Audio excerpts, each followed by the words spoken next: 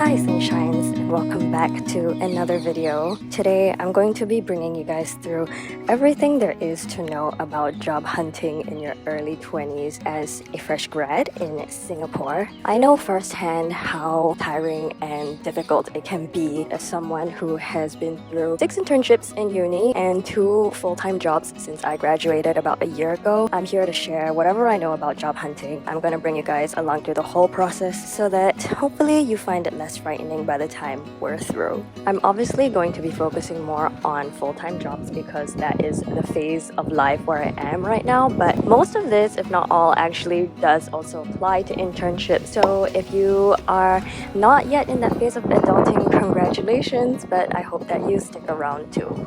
So the first thing that you're gonna have to do is actually think about what it is that you want to do. And while that can be a really big and confusing question of like, what is the meaning of life and what is my purpose here on earth, it doesn't have to be that abstract of a question, especially if you have certain parameters that you are kind of evaluating your preferences and wants and needs through. So of course, this is a combination of practical considerations like what can you even do, what's your skill set, what do you like doing, how much do you want to make, how much do you think you would be happy with, or do you have like a certain salary goal. There are a lot of resources out there on the internet that I feel like deal with this really well that I won't go into too much detail about. You have things like the ikigai concept where you kind of try to intersect what you can do with like a life purpose and how much meaning it brings you. But honestly, it's just whatever gets you through the day. For me personally, what really helped was watching this video by Lavender about how to figure out what you want to do with your life. I think just hearing from other people about what their job history and job experience is something that is very enlightening because you see that it's also something about metamorphosis. Like you don't have to stick at that one thing that you've chosen for the rest of your life. It was seeing that really helped me to figure out that at this age, we can still explore. Like literally life is an exploration, it's a continuation. It's about growth and you choose what makes you happy and will make you fulfilled at this point in time, but that doesn't mean that you can never change because you honestly will. Every experience that you have will further shape you into the person that you are meant to become. That being said, this is why this is the most fundamental step of the whole job hunting process and why it's the foundation, because it will feed into every single thing that you search for and every choice that you make from here on out. So for me, these are a few of the simple requirements, like the baseline that I had when I started searching for my job 1 year ago after I graduated uni. For job scope, obviously I wanted something communications related, that being my background, what I knew that I was good at and like I could do and value add to a company. My skills were stuff like writing, doing a bit of PR, marketing, creating content. For industries, I knew that I was interested in either finance or tech or fintech or lifestyle. And I knew that I definitely did not want to go into healthcare, pharmaceuticals, HR related stuff. I just knew those were stuff that like I was not interested in whatsoever, which did help me narrow down my search. So it's also important to like know what it is that you don't want to do in addition to, or even more importantly than what you do like to do, because sometimes it's just easier the other way around. I straight up have to be in a work environment that lets me have at least like a hybrid schedule. I don't want to go fully in office unless it's a very good deal being offered, just because I love the balance that it offers me. So that was definitely one of my like biggest requirements, like as a baseline. Lastly, I wanted my starting salary to be at least $4,000. So once you have a few basic ideas of what you would like to be doing for a career, it's time to start searching. I'm sure you already know about all of the popular job search sites, and honestly, I don't have anything different to offer because those are the exact websites that I went to go look for jobs as well. And even though some people don't recommend it, I conducted my search almost exclusively through LinkedIn. It was just the most user-friendly to me, and I had a specific way of looking at jobs from LinkedIn, which goes a little something like this. I type in a keyword that's related to the job scopes that I want. For example, I'd search like communications, public relations, or even by job titles. So sometimes I would try to expand my search by typing in like executive or associate. So something that a person of my level would have have that title of, if that makes sense. And then I would set the filter to upload it only in the past 24 hours. So that would give me only the most recent searches for companies that like had just uploaded, and I knew that those queries were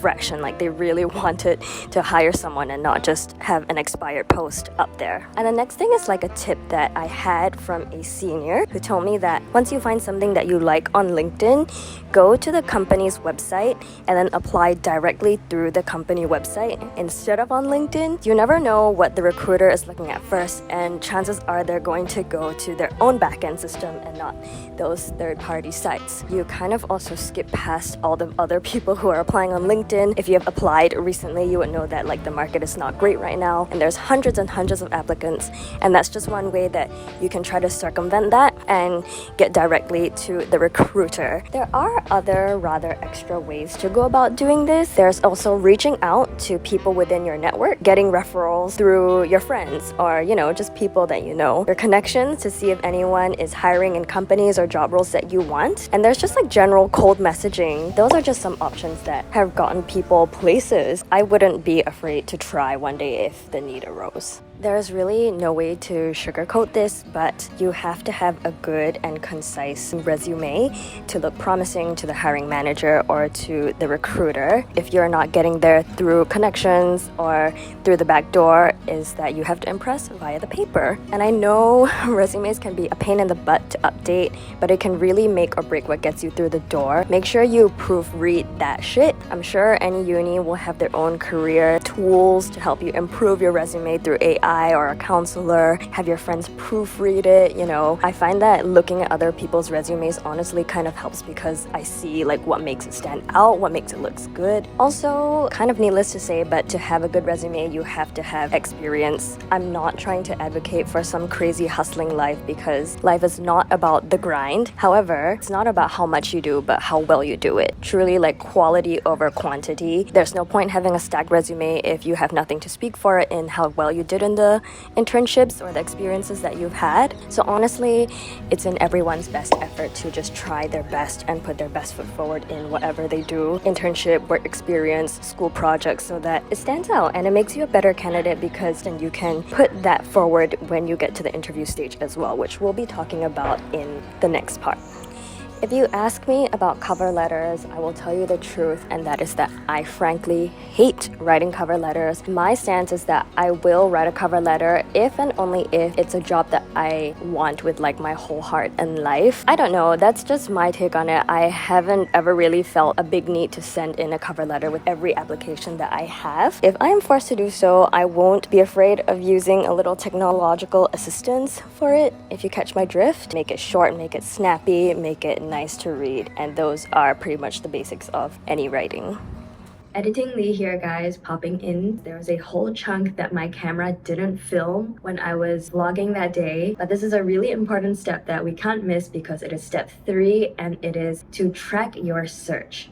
Once you've made some headway into putting your applications out there, this next step is going to be a lifesaver for you. Obviously, use whatever is the most comfortable for you, whether that's Excel, Word doc, a Notion, even writing it down with a pen and paper, whatever floats your boat. But you need to have a few basic things in there, which are the following: your job title, the organization, what the role entails, literally copy and pasting the job description that they have provided, or at the very least having a link that leads to the job description, just so that you don't lose track of the line by line of like what the role is wanting you to do. You also need to have when you applied for the role and how, whether it's through like LinkedIn, what website did you use, was it an email, did you cold call somebody? Also, I like to take note of what my asking salary was for that role and company, because it can differ from role to role and it's not going to be like the exact same every single time. And sometimes the companies won't get back to you with like, hey, you applied with this asking salary. You're going to have to remember it. And if you don't write it down, at least for me, it's really easy to just lose track, and then I won't know how much I asked for so that I can negotiate further. There should also be another column where you can update with the status of the application. All this is just going to help you paint like a big picture of where you at with like every application and your job hunting journey as a whole. I would say this is a pretty necessary step in the job hunting process that I have regretted not doing at periods of time where I've just like lost track and not been conscientious in updating a tracker. I feel like it impacted my search negatively because I couldn't, one, like analyze patterns in what I was applying to, which helps you learn more about yourself and your own subconscious and biases, and two, also to analyze my success or rejection rates, especially if it's a bad economy at the moment and you've been applying to like tons and tons of places. Really hard to keep track, and it's really hard to have knowledge of where you're at with like each company and as a whole.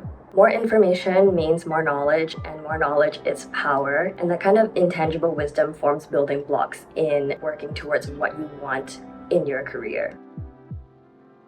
Now we're finally past the roadblock of applying for jobs and you're well on your way. Here is where it can go either of two paths. One, you're being rejected outright. This probably means that the resume that you're submitting just doesn't fit the role that the company is looking for. I have definitely gotten rejected from many jobs before, and more often than not, they do seem to be because I just don't have the right background for it. Like if I applied to a TV or production assistant role, I don't have much like mass production background, or maybe they've already been too far into the recruitment process and they're already in the midst of like offering someone. There could be a million reasons. Whatever it is, it's a sign that you might need to go back to step 1 or 2, really build a good resume and maybe get a little bit creative with how you're applying to different jobs and how you can get your foot through that door.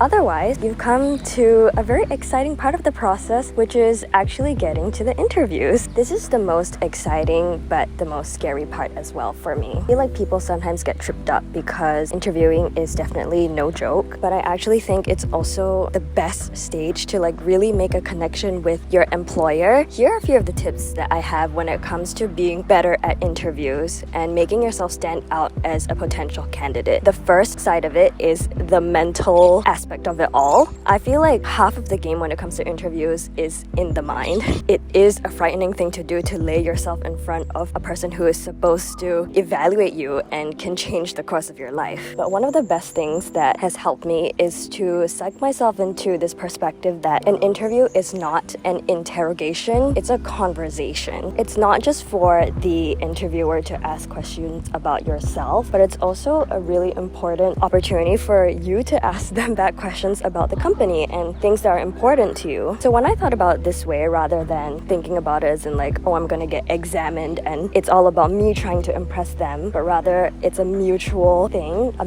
in that both parties have to give each other respect and both are trying to put a good presentation of themselves. It really evens out the kind of power dynamics at play, and it helps you to think of it more as a conversation, and in a conversation, you're just supposed to be natural, you're supposed to be free-flowing, and there's nothing scary about having a talk with like a friend or just a professional acquaintance. And with that, your responses should be more organic and authentic. The second mental aspect about overcoming fear for interviews is thinking about it like you are telling a story. So one, it's a conversation. Two, it's a opportunity for you to tell your narrative and kind of like make a character about yourself. Not in a way that's like lying or making up a false persona, but to present a version of yourself that is authentic and also matches up to what the company is looking for. I think that is so magic because once you're in the interview stage, it's so much easier to kind of control the story that you're putting out. You're not just on a piece of paper anymore. You're literally a human being talking to another human being, and what they're receiving from you is what you say to them. You can plan whatever it is and you can say naturally and organically what comes to mind. You're just talking to a human being and trying to build a relationship and form a connection with the information that either of you have. The second part to conquering interviews is way more practical, and it's basically preparation. You're not going to be afraid if you have practiced something and if you have the information at your fingertips. There is usually a typical structure to interviews that you can kind of predict and follow along and build your responses around. Firstly, have a nice short intro that summarizes what you do, a little bit about your job history and background, a bit of a seg into why you applied for the job. That's definitely going to be one of the topics that surely will come up. Obviously, you have to be prepared to answer the basics as well, and that will be again having a compelling reason as to why you applied for the role what you want to grow and learn from the company and how you can value add to the job that you applied for. This is where you can get really specific, because if you had followed in the previous step of copy and pasting the job description, you have like a line by line indication of what they're actually looking for, and you can come up with points, like actual examples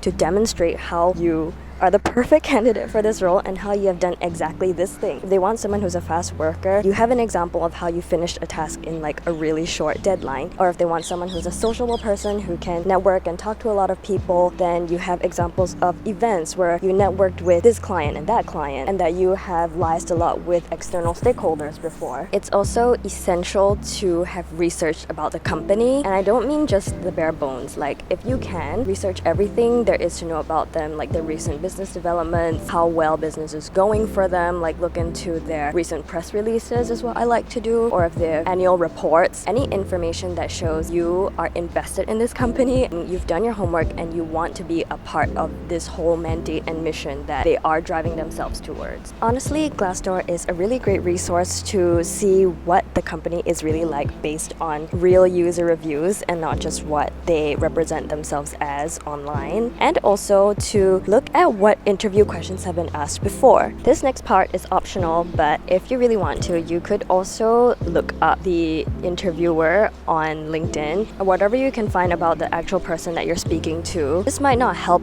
directly in their interviews so much, but it gives you a picture of the actual human that you're talking to as well. It helps a little bit to cull the fear because you don't know what you're getting into, but by finding a bit more about the person, it reduces that distance between you and the interviewer, and I think it really helps with both the mental part and the prep part of this step.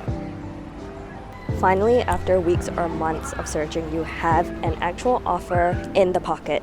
What do you do with it? You've already decided what are your non-negotiables in step 1. This is where you find out more about the bonuses and the extra perks like leave, insurance, performance structure, all that kind of spicy stuff. There's a quote that I heard from I don't remember who said anymore, but it goes something like, don't say no to yourself, let other people say no to you. And what that quote is saying is basically, don't deny yourself of the opportunities that would make your life and yourself better, but just try. Like, just ask, and you never know what will happen. You might get everything that you wanted, and it's because you were brave enough to ask for the absurd. You have to have good evidence for it, of course, not coming in with like a super ridiculous ask and not having any good evidence to back it up or show or prove why you should deserve it. But there's nothing wrong with just asking and letting others say no to you rather than you saying no to yourself and cutting off any opportunity to begin with.